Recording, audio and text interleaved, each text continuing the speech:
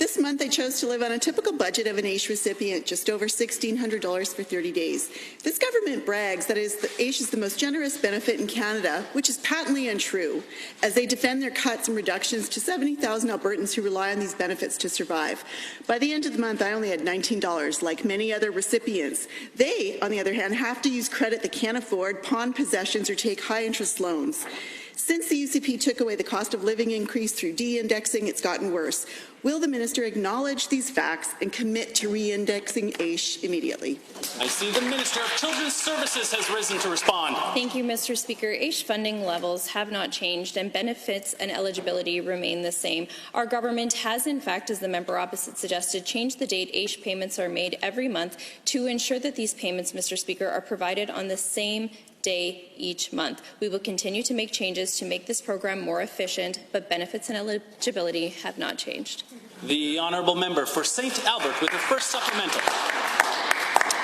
Given that this Premier thinks that some people living on $1,600 a month is too high, but that this Premier lives on $16,000 a month, 10 times what an Aish recipient does, and given that this Premier is actually taking away the cost of living increase for Aish, clawed back federal emergency benefits during a pandemic, will the Premier explain why is he so fixated on taking away supports from people who live on 1/10 of what he does? Will he at least stop clawing back federal emergency benefits from disabled Albertans and their spouses? The Minister of Children's Services has risen. Mr. Speaker, our government continues to provide supports for those who need it most in our province. Similar to in Children's Services, Mr. Speaker, for those who are on programs within Community and Social Services, individuals who have specific needs also have caseworkers, Mr. Speaker, who they can contact to help access supports to meet their individual needs, so we'd encourage them to reach out. The honourable member for St. Albert with her second supplement. Given I understand that it can be hard to answer these questions, I would suggest the minister put down the notes and listen to the question, because it's an important one.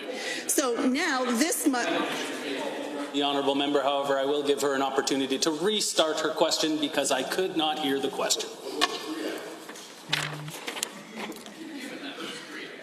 Given that this government has upended the lives of Aish recipients by changing payment dates, essentially they moved it 3 days.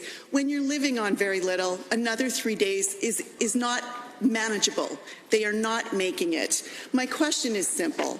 What are you doing to ensure that every single Aish recipient is paid on time so there's no NSF fees, there's no eviction notices, and they can eat for the last few days of the month? The Honourable Minister of Children's Services has risen.